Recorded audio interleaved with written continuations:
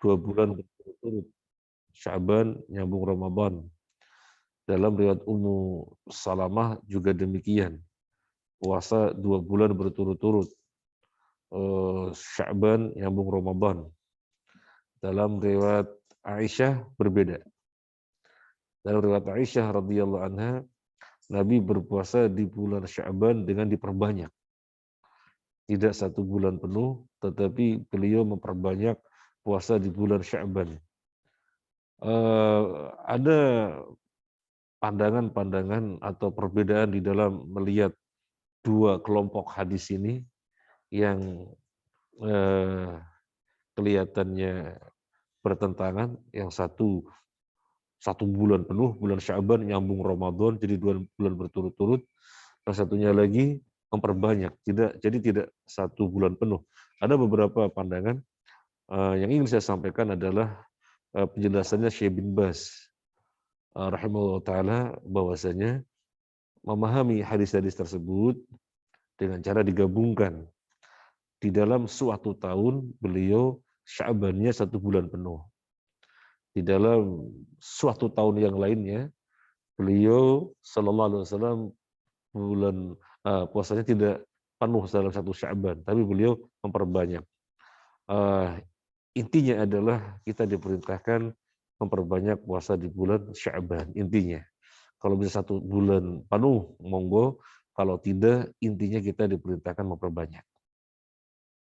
Nah, kemudian bulan Sya'ban nanti pas malam nisfu Sya'bannya adalah malam Allah melihat para hamba untuk Allah ampuni dosa-dosanya. Dengan syarat tidak ada kedengkian, tidak ada perseteruan, dan tidak ada putus silaturahim. Tidak ada kesyirikan, sudah barang tentu. Tidak ada kesyirikan, tidak ada kedengkian, tidak ada perseteruan, pertengkaran, dan tidak ada putus silaturahim. Itu syaratnya. Malam nisfu Sya'ban. Tetapi tidak kemudian orang pada malam nisfu Sya'ban mengkhususkan suatu peribadahan tertentu, ngumpulin orang-orang, mari kita menghatamkan surat tertentu misalnya. Mari kita membaca surat tertentu berapa kali dengan cara diinstitusikan semacam itu, tentunya tidak demikian. Tapi kalau misalnya masing-masing secara pribadi-pribadi, wah ini malam nisfu Sya'ban, saatnya Allah melihat hamba-hambanya untuk diampuni. Kemudian dia berpikir kesyirikan, alhamdulillah, nggak mungkin ada alhamdulillah. Kemudian putus silaturahim, alhamdulillah enggak. Pertengkaran, waduh, saya lagi bertengkar sama Mas Izzat ini. Tak ngapunten kali Mas Izzat gitu ya. Misalnya, Mas Izzat ngapunten. Nah, misalnya begitu. Oh iya, saya juga ngapunten. Sama-sama pangapunten, ini sama-sama pangapura. Nah, misalnya begitu. Sehingga bersih. Kemudian malam ini tak menghatamkan Al-Quran, ya silakan saja. Tapi sifatnya pribadi-pribadi, tidak mengkhususkan suatu peribadahan tertentu. Nah, baik. Ini pembukaan untuk saling mengingatkan. Sekarang kita melanjutkan kajian kita Kun Salafiyan alal Jaddah yang ditulis oleh Abdul Salam bin Salim As-Suhaimi rahimahullah wa ghafarahullah wa yahfazuhullah wa yarhamu lana wa yaghfiru lana wa yaghfiru lana jami'an wa liwalidina wa li asatidina wa li masyayikhina wa li jami'il muslimin wal muslimat amin ya rabbal alamin. Kita sudah bahas tentang pengertian sunnah menurut ahli usul, menurut ahli hadis, menurut ahli fikih. Kita lanjutkan. Walakinna sunnata, dan akan tetapi sunnah, inda katsirin minas salafi, inda di sisi katsirin banyak minas salafi para pendahulu yang soleh, awsa'u min dalika, lebih luas dari yang demikian itu. Its yu'nuna, di mana mereka memaksudkan, yu'nuna, yu'nuna, akna yu'ni, di mana mereka memaksudkan bisunnati dengan sunnah, maknan awsa, makna yang lebih luas, min maknaha, dari maknanya, indal muhadditsin, menurut kalangan ahli hadis, wa indal usuliyin, dan menurut kalangan ahli usul, wa indal fuqaha, dan di sisi, indah di sisi, maksudnya menurut kalangan ahli fikih. Idh yu'nuna bisunnati, di mana yu'nuna, mereka memaksudkan bisunnati sunnah, muwafaqatul kitabi was sunnati Rasulullah sallallahu alaihi wasallam, kesesuaian atau muwafaqah, sesuai dengan kitab dan sunnah Rasulullah sallallahu alaihi wasallam, washabihi, dan para sahabatnya, sawaan fi umuril i'tiqadati, sama saja di dalam urusan-urusan akidah, au al-ibadati, atau ibadah-ibadah, wa yuqabiluha al-bid'atu, dan kebalikannya adalah bid'ah, wa yuqabiluha, dan berhadapan dengannya, al-bid'atu, bid'ah, maksudnya lawannya. Jadi ini pengertian sunnah menurut kalangan para as-salafus saleh lebih luas dari pengertian oleh ahli usul, ahli hadis, dan ahli fikih. Jadi lebih luas. Pengertian sunnah menurut banyak kalangan as-salafus saleh adalah kesesuaian dengan Al-Quran dan sunnah Nabi, juga para sahabat. Kesesuaian. Sama saja dalam urusan akidah, urusan ibadah, ya sama saja. Intinya kesesuaian dengan Al-Quran dan sunnah Nabi, sunnah sahabat. Itulah sunnah. Jadi lebih luas. Di mana kebalikannya adalah bid'ah. Jadi ini pengertiannya lebih luas. Berarti kalau kita mau rinci ada berapa tinjauan? Ahli usul, ahli hadis, ahli fikih, dan kalangan para salaf. Kalangan para as-salafus soleh, para pendahulu yang soleh. Intinya sunnah itu adalah kesesuaian. Ini para kalangan as-salafus soleh. Sunnah itu kesesuaian dengan Al-Quran dan sunnah Nabi dan sunnah sahabat. Itu yang dimaksud dengan sunnah. Karena kebalikannya adalah bid'ah. Di mana kebalikannya adalah bid'ah. Nah, lanjut.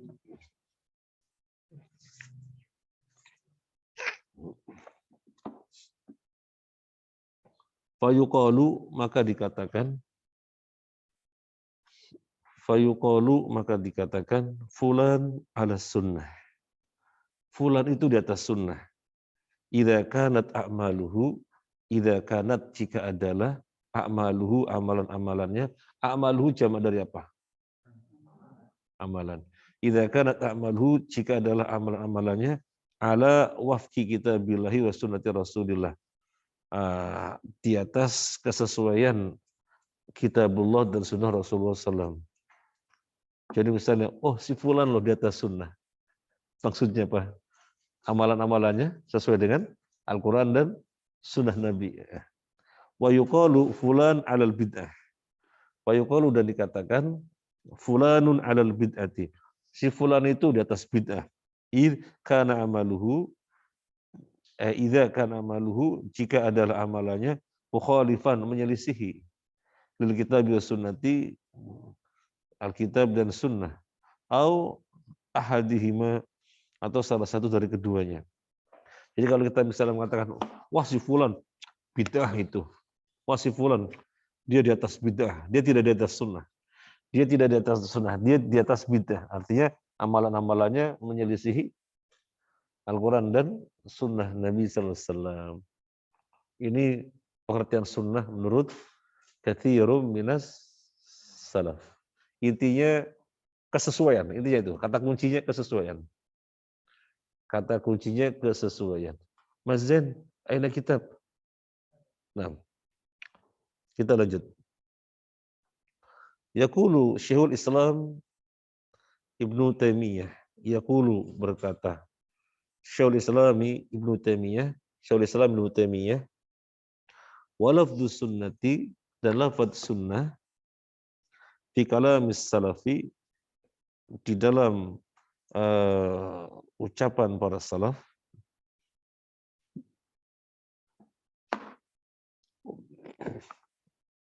dan lafadz sunnah di dalam ucapan para salaf, yatanawalu meraih as-sunnata fil ibadati, sunnah di dalam ibadah-ibadah, wa fil i'tiqadati, dan di dalam keyakinan-keyakinan, wa in kana katsiru mimman sannafa fi sunnati yaqsuduna al-kalam fil i'tiqadat, wa in kana, dan meskipun katsirun banyak, mimman sannafa fi sunnati, orang yang sannafa, yang menulis, yang menjelaskan gitu ya, yang menulis, yang menjelaskan, yang menerangkan fi sunnati, tentang sunnah, yaqsudunal kalam fil i'tiqadat, mereka memaksudkan pembicaranya di dalam perkara-perkara akidah. Jadi sesungguhnya begini, Syekhul Islam Ibnu Taimiyah mengatakan begini, lafadz sunnah, kalimat sunnah ini di dalam pembicaraan para salaf, ya maksudnya yo akidah-akidah juga ibadah-ibadah. Meskipun banyak dari mereka ketika menerangkan sunnah, maksudnya adalah perkara-perkara yang terkait dengan akidah. Tapi sesungguhnya ya istilah sunnah mencakup akidah ya ibadah. Karena kan pengertiannya kata kuncinya tadi apa? Kesesuaian. Kesesuaian dengan Al-Quran dan kesesuaian dengan sunnah Nabi Sallallahu Alaihi Wasallam dan para sahabatnya.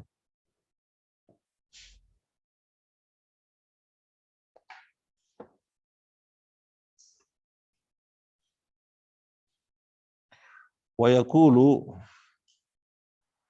rahimahullah fil hamawiyah atau hamawiyah gitu ya, nama sebuah kitab yang ditulis oleh beliau. As-sunnatu, sunnah yaitu maka alaihi Rasulullah SAW, apa yang adalah di atasnya Rasulullah SAW, apa yang ada di atasnya siapa? Rasulullah SAW, i'tiqadan, terkait akidah, waktu sodan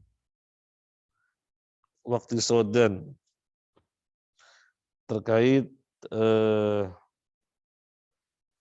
i'tiqadan waktu sodan.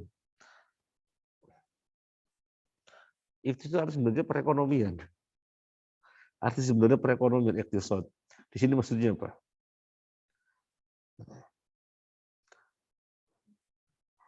Muamalah, ya. Di sini adalah muamalah. Jadi kalau arti yang sebenarnya iktisadan itu perekonomian. Gimana perekonomian negeri kita? Kaifa al-umur al-iqtisadiyah fi hadzal balad? Lagi agak berat. Minyak goreng ngantri. Misalnya gitu ya. Antum nggak merasakan, yang paling merasakan ibu-ibu itu. Tapi kita sarankan khususnya kepada istri saya, kalau memang nggak dapat minyak goreng, ya sudah, kita masaknya direbus semuanya.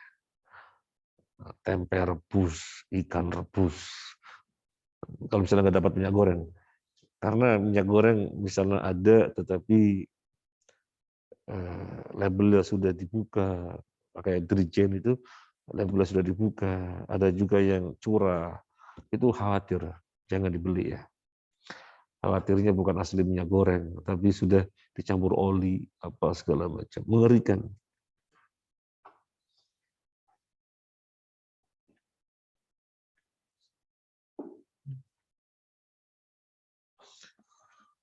Nah, itu sekedar contoh, jadi melebar ya. Antum kan nggak goreng-goreng ya, goreng-goreng. Tapi masih punya stok minyak goreng ya. Punya, jangan beli yang curahan. Khawatir dioplos itu.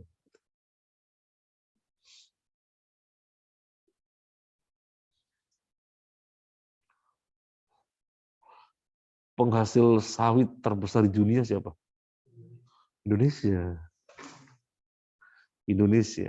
Penghasil sawit terbesar di dunia.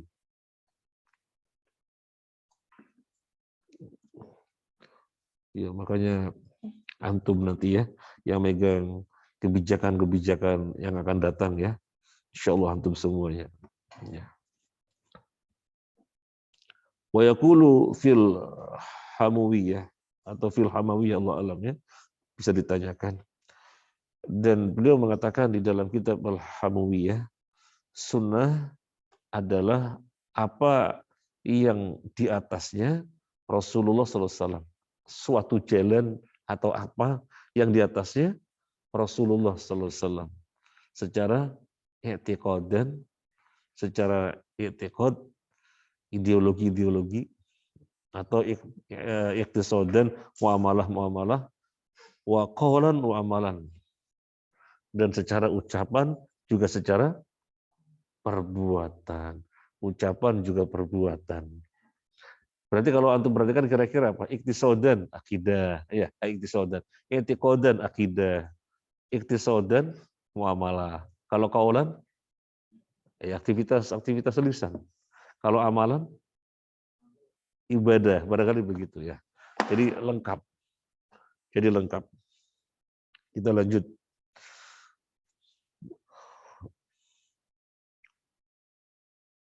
Ini Mas Farhan ini, Masya Allah, orang sunnah. Apa maksudnya? Misalnya kita mengatakan demikian. Masya Allah, Mas Farhan ini orang sunnah. Maksudnya gimana? Maksudnya? Sesuai dengan Al-Quran dan Sunnah. Sesuai Al-Quran dan Sunnah Nabi. Jadi, eh, di dalam dia menjalani kehidupan keberagamaannya sesuai dengan Al-Quran dan Sunnah. Itu yang dimaksud. Masya Allah, dia itu sunnah. Atau itu misalnya mendengar istilah, Masya Allah, banyak sekarang pengajian-pengajian sunnah. Artinya pengajian-pengajian yang penjelasannya sesuai dengan Al-Quran dan Sunnah dan ajaran Nabi maksudnya. Kajian-kajian yang penjelasannya sesuai dengan Al-Quran dan penjelasan Nabi. Ada yang mereka tidak terima. Memangnya kajian kami tidak sunnah. Wong kajian kami juga membahas Al-Quran dan hadis. Ya bisa saja. Yang dibahas Al-Quran dan hadis. Tetapi penjelasannya bagaimana? Kadang-kadang penjelasannya dengan akalnya semata. Kadang-kadang penjelasannya mengambil sudut pandang filsafat. Jadi mereka ada yang marah ketika kita mengatakan alhamdulillah kajian-kajian sunnah berkembang, alhamdulillah. Mereka kemudian merasa kajiannya bukan sunnah, karena yang dikaji adalah Al-Quran dan hadis. Loh, maksudnya bukan itu. Yang maksud kajian sunnah adalah kajian yang penjelasannya sesuai dengan Al-Quran dan ajaran Nabi dan sunnah Nabi sallallahu alaihi wasallam, sisi i'tiqadan, iqtisadan, qaulan wa amalan.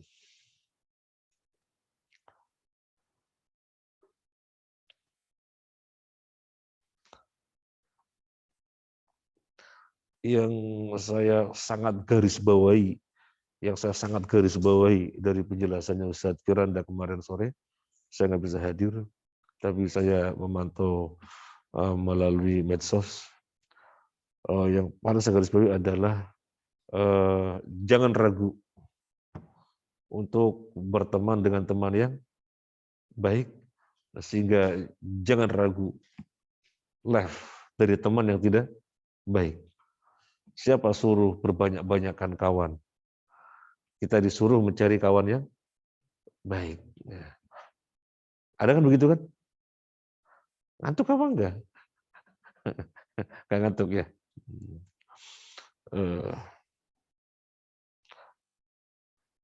Terus satu lagi, yang saya sangat garis satu lagi. eh, berupayalah bisa bahagia di dalam kesendiriannya. Iya, begitu ya penjelasan. Gimana penjelasan Mas Ul?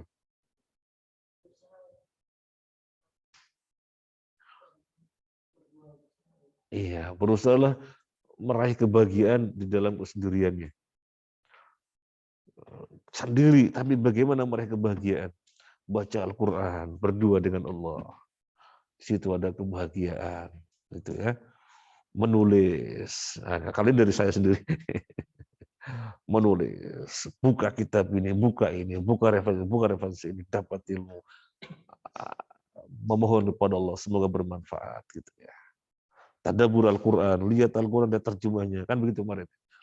Itu berusaha mencari kebahagiaan. Itu yang kita garis bawahi. Yang datang membludak ya. Masya Allah. Kajian-kajian sunnah di mana-mana luar biasa. Alhamdulillah. Kita lanjut.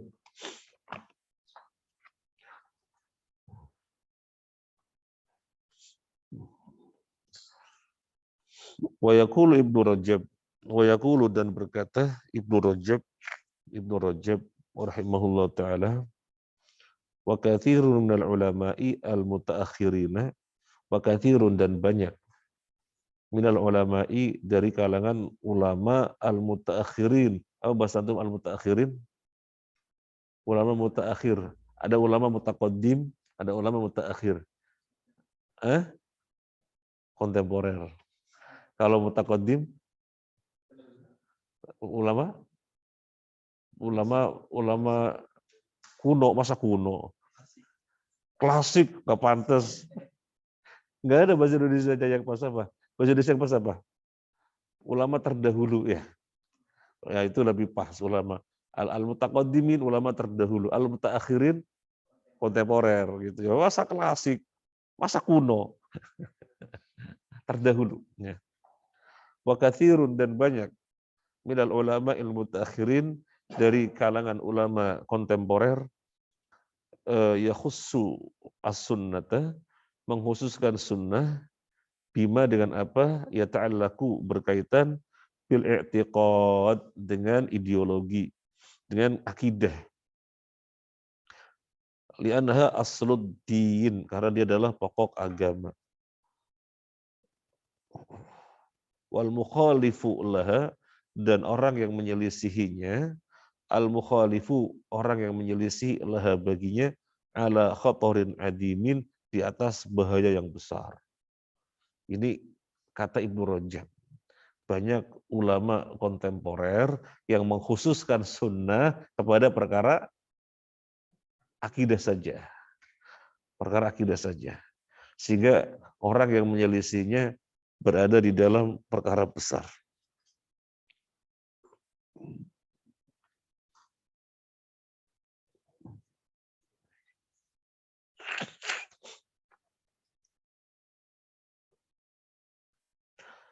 Kultu, saya katakan, berarti siapa?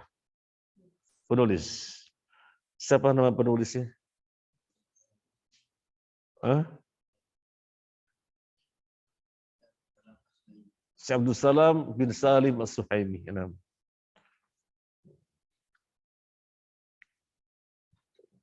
Kultu saya katakan.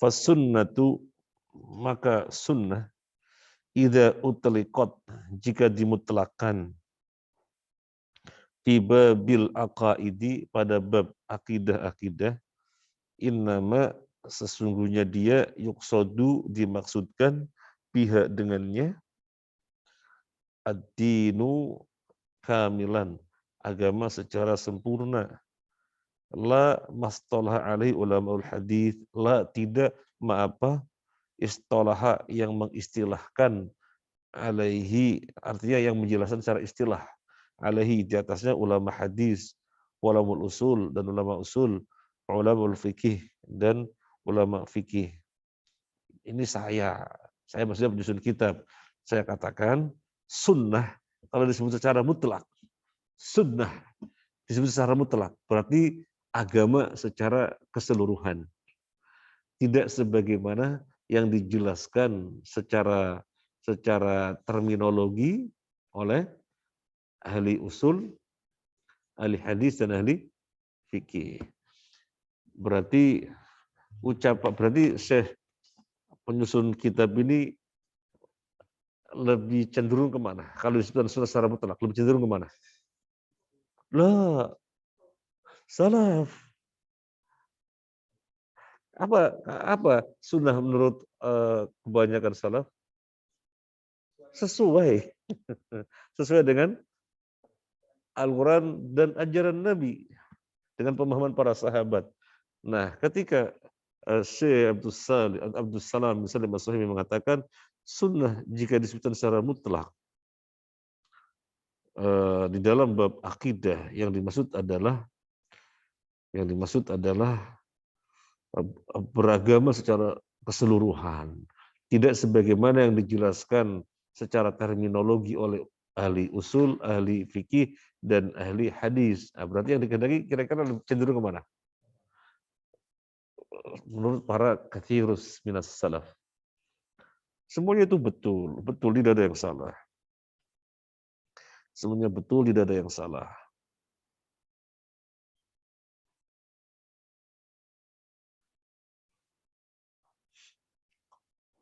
Kalau misalnya antum disuruh mendefinisikan pesma tohibah, anak mau ngambil perwakilan sini. Nah, sini Mas Fahri, pesma tohibah itu apa? Pesantren mahasiswa. Nah, dari sini, pesantren pesma tohibah itu apa? Hah? Apa? Apa sih? Yang menampung seluruh mahasiswa yang ada di Surabaya.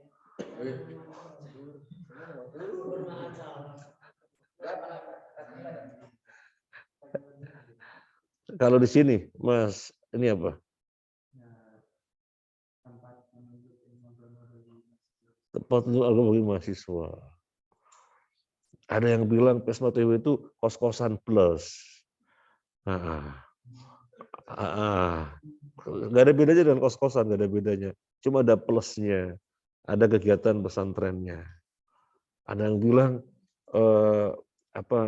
Pesma Taibah adalah tempat yang baik daripada ngekos.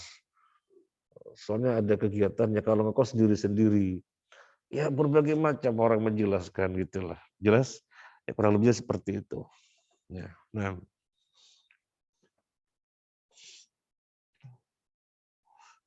ada yang nanti bilang Pesma Taibah itu apa? Pesma Taibah itu apa Mas? Itu apa Mas?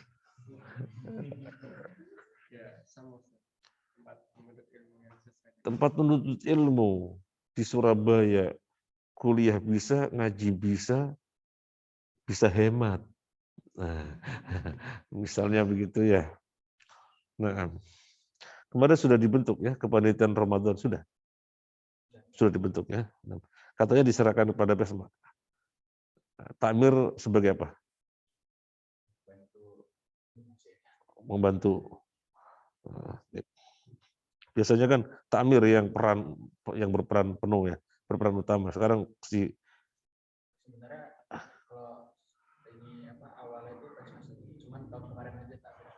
Oh gitu. Jadi sekarang kembali ke Pesma. Qala Ibnu Rajab. Qala berkata Ibnu Rajab Aidon juga as-sunnatu sunnah adalah as-sunnatu sunnah dia at-tariqu jalan al-masluku yang ditempuh. At-tariqul masluku jalan yang ditempuh. Fayashmalu dzalika maka yang demikian itu mencakup atamassuku berpegang teguh bimakan alaihi Nabi sallallahu alaihi wasallam dengan apa yang adalah di atasnya Nabi sallallahu alaihi wasallam wa khulafaur rasyidun dan khalifah-khalifahnya ar-rasyidun siapa saja? Abu Bakar, Umar Utsman Ali radhiyallahu anhum. Minal i'tiqadat, daripada perkara-perkara akidah, wal a'mal, dan amalan-amalan, wal aqwal, dan ucapan-ucapan. Jadi ini Ibnu Rajab dengan statement yang lainnya. Sunnah adalah jalan yang ditempuh. Jalan yang ditempuh. Maka yang demikian mencakup berpegang teguhnya seseorang dengan apa yang di atasnya Nabi SAW dan para sahabat di dalam perkara, dan para al-khulafaur rasyidun dalam perkara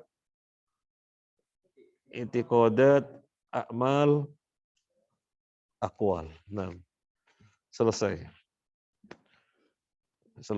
Ada yang mau disampaikan sebelum dilanjut? Nah,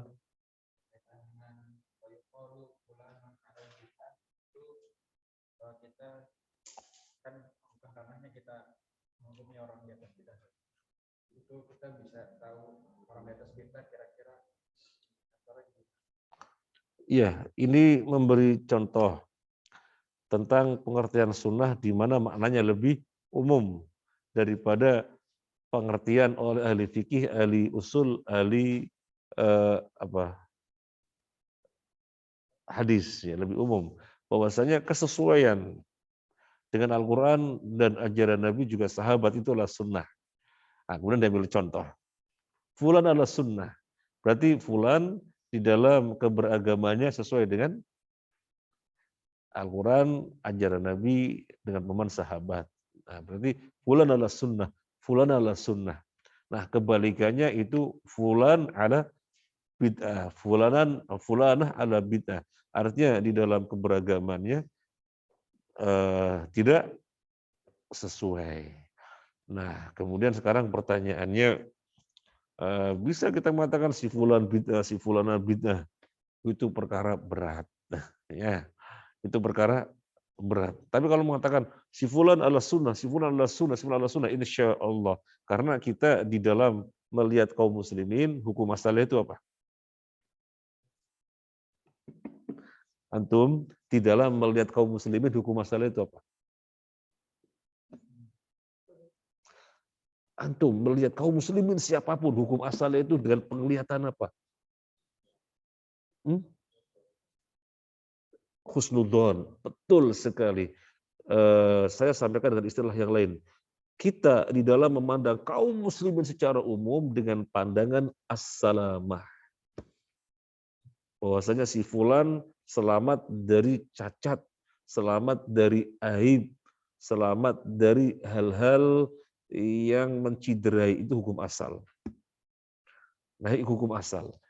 Karena hukum asalnya ini, maka kita ketika melihat orang-orang, insya Allah ala sunnah, insya Allah ala sunnah, insya Allah ala sunnah. Soalnya hukum asalnya apa? Melihat orang itu dengan husnudzon, melihat orang itu dengan as-salamah. Sehingga kalau untuk mengatakan si fulan ala bid'ah, ini kan berarti kan sesuatu yang baru gitu kan. Karena hukum asalnya apa? Hukum asalnya apa? Husnudzon. Hukum asalnya apa? As-salamah. Ketika mengatakan si fulan ala bid'ah, berarti kan sesuatu yang baru, keluar dari hukum asal. Ini perkara yang berat. Jangan bermudah-mudahan. Ya, jangan bermudah-mudahan. Nah, soalnya ahli bid'ah juga bertingkat-tingkat. Ada yang bid'ahnya bid'ah ringan, kategorinya berbuat maksiat kecil. Ada ahli bid'ah yang bid'ahnya sudah mengeluarkan dari Islam, gitu ya. Seperti bid'ahnya liberal, apa nggak mengeluarkan dari Islam? Bid'ahnya orang-orang liberal, apa nggak mengeluarkan dari Islam? Mengeluarkan, ya. Ana nggak bilang siapa-siapa orang liberal, enggak. Ana bilang orang liberal, gitu ya. Pemikiran liberal, tidak menunjuk siapa-siapanya, itu perkara berat. Itu perkara berat. Di bab keberapa? Al-Wajiz, tidak mudah-mudahnya mengkafirkan muslim lainnya. Bab di prinsip yang keberapa itu? Prinsip yang ketiga. Ya. Ahlus sunnati fi mas'alati takfir. Ahlus sunnah wal jamaah di dalam masalah mengkafirkan. Itu perkara berat. Ya. Soalnya hukum asal di dalam kita melihat kaum muslimin adalah husnudzon. Sehingga kalau kita mengatakan dia adalah sunnah, insya Allah, dia adalah sunnah, insya Allah, si fulan adalah sunnah, insya Allah, gampang. Tapi kalau fulan ala bid'ah, oh jangan, perkara berat.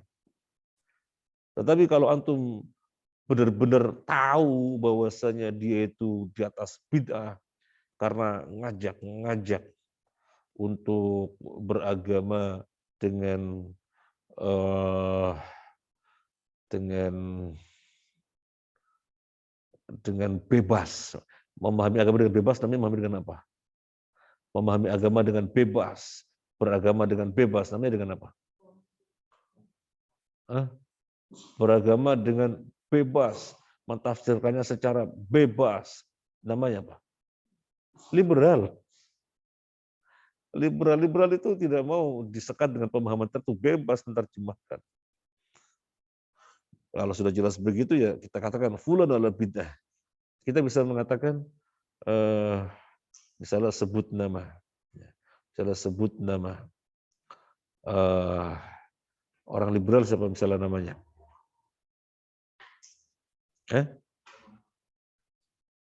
Misalnya Nurholis Majid alal bid'ah, iya. Dia mengatakan semua agama sama, semuanya akan masuk surga. Terus misalnya yang Buya yang tua itu yang lagi kemarin-kemarin muncul banyak, Buya siapa?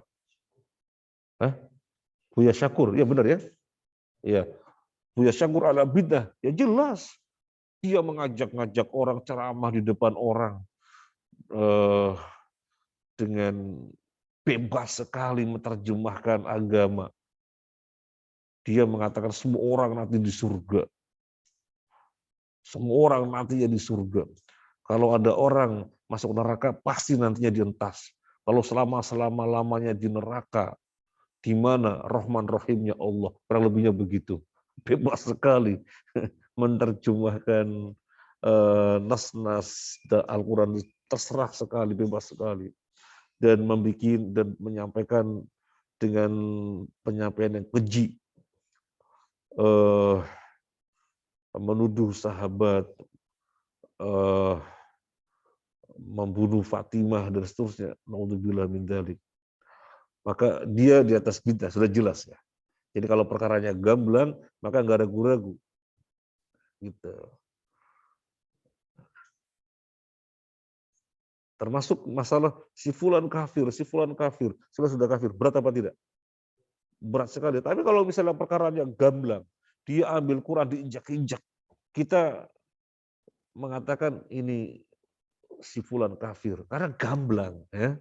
Gamblang. Tetapi kalau perkaranya tidak gamblang, ada syubhat, barangkali dia memahaminya dengan takwil dan yang lainnya, itu kita tidak bermudah-mudahan. Perlu disingkap dulu. Disingkapnya di mana? Di depan pengadilan. Jadi pengadilan yang menyikap dan dia nanti yang menvonis. Tapi kalau perkaranya gamblang, siapapun kita yang mengetahui dalilnya, maka boleh mengatakan itu kafir. Misalnya ada orang ambil Quran dikencingi, kita katakan kafir? Ya jelas gamblang kok. Nah, kemudian ada orang mengatakan zina halal, siapa bilang zina haram? Itu nggak benar itu Al-Quran, misalnya gitu. Kita katakan kafir? Kafir jelas gamblang gitu. Nah, jelas gamblang. Termasuk perkara-perkara yang bid'ah. Nah, kita lanjut. Ada lagi yang mau sampaikan? Nah. Misalnya orang awam dia terlahir di lingkungan mungkin banyak nonton bid'ah. Lingkungan apa? Yang banyak melakukan kebid'ahan. Di lingkungan banyak bid'ah. Namun jadi nggak tahu kalau itu bid'ah. Nah, apakah dia ini bisa disebut sebagai ahli bid'ah juga karena melakukan amal bid'ah, tapi dia nggak tahu kalau itu bid'ah. Rusulan mubashirina wa mundhirina li'alla yakuna lin-nasi 'ala Allah hujjatum ba'da rusul. Allah mengutus Rasul sebagai mubasyir dan sebagai mundir, pemberi kabar gembira dan pemberi peringatan. Biar apa? biar tidak ada orang beralasan di hadapan Allah. Ya Allah, saya belum paham. Ya Allah, saya belum ngerti. Nggak ada alasan. Sudah close. Berarti bahasa kita udah iqamatul hujjah. Udah tegak itu hujjah, menutup orang untuk beralasan. Jadi kalau salah, dia dihukum. Ini menunjukkan apa? Keharusan ngaji. Keharusan tolabul ilmi. Nah, orang lahir berada di suatu lingkungan. Ada akal, ada akal. Ada telinga, ada telinga. Ada mata, ada mata. Dan informasi, apalagi zaman sekarang dengan sangat gampang. Maka dengan akalnya dia berpikir, saya harus beragama dengan benar. Beragama dengan benar berarti harus melihat petunjuknya, harus melihat pedomannya, maaf. Harus melihat pedomannya. Pedomannya itu apa? Al-Quran, hadis. Dia pun mencari. Dia pun mencari. Ketika dia mencari dan benar-benar mencari, Allah akan mudahkan kepada apa yang dia inginkan. Insya Allah. Karena i'malu fakullun muyassaru lima khuliqalahu. Jadi berbuatlah, orang akan dimudahkan dengan apa yang dia diciptakan dengannya. Nah, kemudian ketika berbuat, mencari ilmu, dia berpindah dari satu orang yang semuanya dengan pemahaman bid'ah. Padahal dia menginginkan apa? Menginginkan yang apa? Yang bertemu dengan orang semuanya penjelasan bid'ah. Al-Quran dijelaskan dengan pemikirannya, hadis dijelaskan dengan dengan sesuka hatinya. Itu yang dijumpai, padahal dia lagi berusaha bagaimana beragama dengan benar. Dan ketemu siapapun ketemunya itu. Karena lingkungannya sangat kuat dengan demikian. Misalnya nggak mendapatkan. Allah alam, insya Allah orang semacam ini sudah memiliki niat yang kuat untuk beragama secara benar. Tetapi kemudian menjumpai lingkungan yang ada di sekitarnya adalah penjelasan yang tidak sunnah. Kan kalau disebut bid'ah, balikannya apa? Tidak sunnah. Ya semoga Allah ampuni. Misalnya antum bertanya demikian, saya ambil contoh misalnya nenek saya. Nenek saya sudah wafat. Nenek saya ahli ngaji luar biasa. Masya Allah. Semoga Allah mengampuni beliau. Ahli ngaji luar biasa. Ada pengajian di mana datang. Ada pengajian di mana dia datang. Ada pengajian di mana datang. Karena pengen bener. Jadi orang pengen bener. Jadi gak mau beragama salah. Tetapi ya perjuangan kemana. Pengajian yang didapat adalah pengajian yang tidak sunnah. Sehingga misalnya bikin nasi kuning. Ini nasi kuning tanggal 12 Rabiul Awal, sedekah buat Kanjeng Nabi. Ya, memang dapatnya begitu. Kemudian dijelaskan oleh kiainya. Ada pohon kelapa gitu ya. Ada pohon kelapa digebuki bantal. Buk. Ya memang dapatnya begitu. Semoga Allah mengampuni. Karena beliau itu pengen benar, maka kemana-mana ngaji. Tapi dapatnya semacam itu. Semoga Allah mengampuni. Antum mengetahui yang Nabi kisahkan, ada seseorang berpesan kepada anak-anaknya, nanti kalau aku mati, tubuhku dibakar. Nanti debunya diterbangkan ketika ada angin kencang. Soalnya aku takut kalau jasadku utuh, kemudian berdiri di hadapan Allah, aku akan sangat takut dengan pengadilan di hadapan Allah. Dia memiliki keyakinan apa? Pesan kepada ini yang mengisahkan Nabi. Ada orang berpesan kepada anak-anaknya, nanti kalau aku mati jasadnya dibakar, debunya diterbangkan ketika ada angin kencang, biar tubuh kemana-mana, biar tubuh kemana-mana, tidak tidak utuh, sehingga nanti di hadapan Allah ada pengadilan, saya nggak sanggup dengan pengadilan di hadapan Allah, maka tolong terbangkan kemana-mana. Ini ada keyakinan apa? Keyakinan apa? Keyakinan kafir. Bagaimana dia memiliki keyakinan Allah tidak bisa mengumpulkan tubuh utuh sehingga dibakar terbang kemana-mana. Tetapi kemudian di dalam hadis itu sudah kelewatan ya. Siapa yang dapati bab ini? Yang dapati al-wajiz dari awal siapa? Ini prinsip yang ketiga. Ini prinsip yang ketiga. Al-wajiz fi aqaidati salafis salih. Ini prinsip yang ketiga. Nanti antum cek lagi. Kemudian orang itu ditanya oleh Allah, apa yang membuatmu berbuat demikian? Karena saking takutku kepada engkau ya Allah. Allah ampuni. Allah ampuni. Jadi padahal dia berbuat dengan perbuatan apa? Dia berbuat terdorong dengan keyakinan apa? Kufur. Tetapi Allah ampuni. Tetapi Allah ampuni karena kejahilannya. Masa Allah tidak mampu menghimpun jasad bagaimanapun keadaannya. Allah mampu. Jadi dia memiliki keyakinan kufur, dan keyakinan kufur ini mendorong dengan perbuatan yang salah. Tetapi dia berbuat demikian karena jahilnya. Bersamaan dengan jahilnya karena takutnya kepada Allah. Begitu. Allah ampuni.